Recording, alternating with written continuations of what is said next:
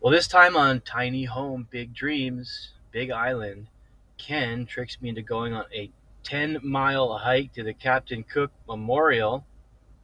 The Kilauea Volcano erupts for the first time in 23 years. Oh, wait, that's not right. The volcano erupts for the 23rd time this year. Episode 23, they call it. Yeah, that's correct. I think I need glasses. And Ken almost falls in. Nope, that's not right either. Ken almost falls off his rocking chair while sipping on an old fashioned in the observatory. Yeah, that actually sounds correct. I think that happened for sure. The 30-foot Yurt deck platform is complete. Sadly, we have to say bon voyage to Ken as he heads back to the mainland, and the Yurt finally arrives. The only question is, can Tanner and I build this thing without our senior technician on hand to help? Well, we'll see. For the past 3 weeks, Ken has been talking about visiting the Captain Cook Memorial. He read a book about Captain Cook and he was beyond excited to have a chance to see the real life setting from the book he had been reading for the past few months. And after working for 3 weeks straight, I figured he probably deserved a day off.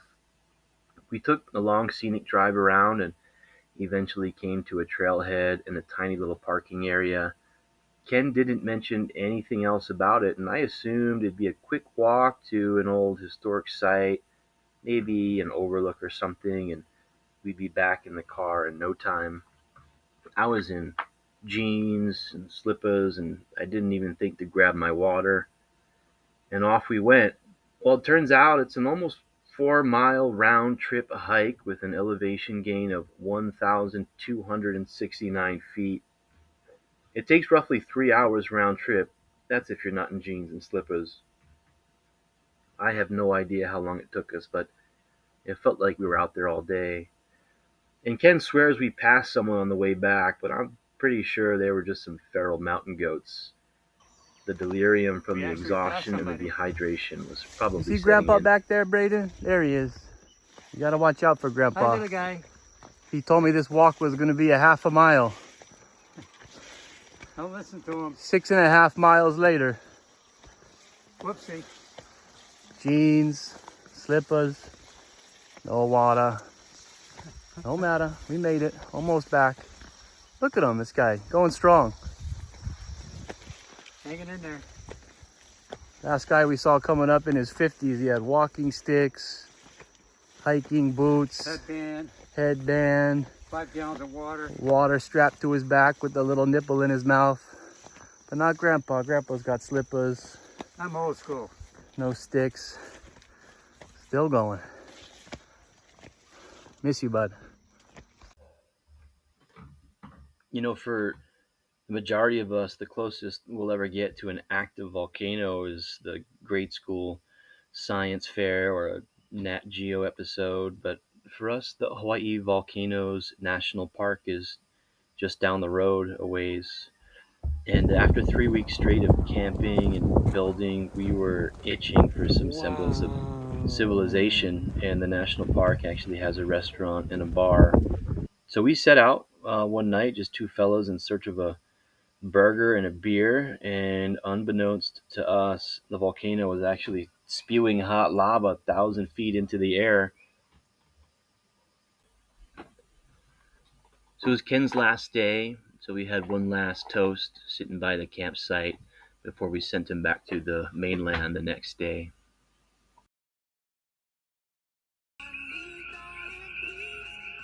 That's a nice skull.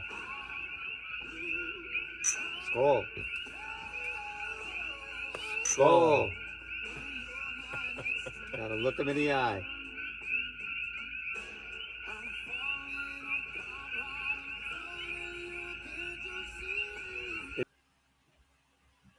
Well, Ken was off back to the mainland, and the yurt finally arrived. It was time to get back to work, and the first order of business was to rip the plywood drip edge out of sheets of 3/8 inch plywood.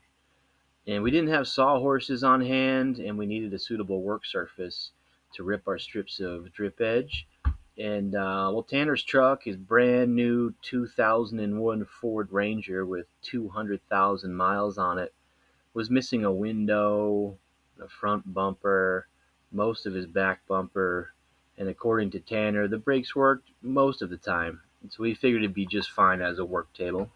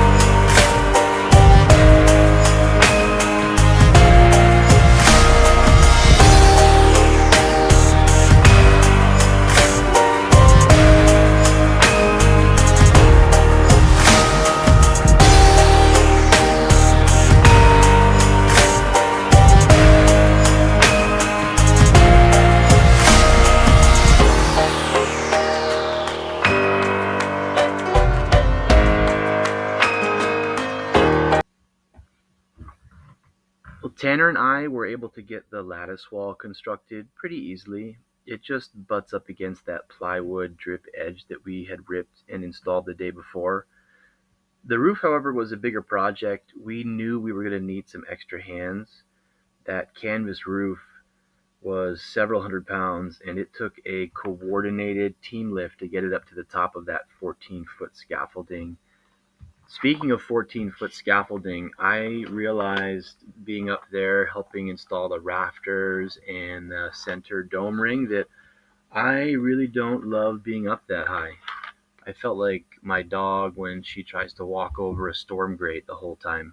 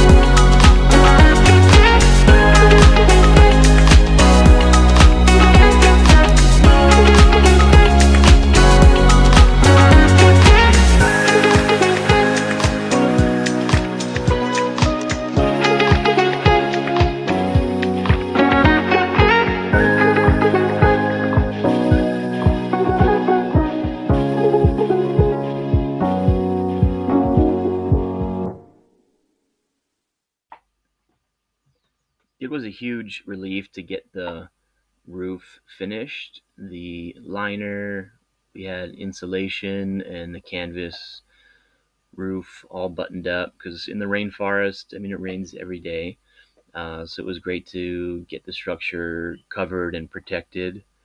And we moved on to the inside and got some structural supports completed. We had rafter supports. It was an optional add-on through Pacific Yurts, but with all of the weather that we get out here and wind and exposure to potential tropical storms, also the ground shakes over here. We're close to that volcano, and we get tiny earthquakes frequently.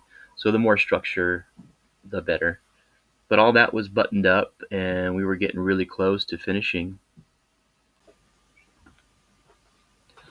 So once the roof was finished, we moved on and got the canvas wall put up, and there was some insulation there just to get lined up with that canvas wall. Took an extra pair of hands, but that went pretty smoothly. Got everything secured down, and the yurt was pretty much complete. It felt really good to look back after a month of building and see the yurt complete and ready for the finishing touches. The next thing we were going to build was a 20 by 24 covered lanai or porch with a pitched gabled roof. So stay tuned for that one.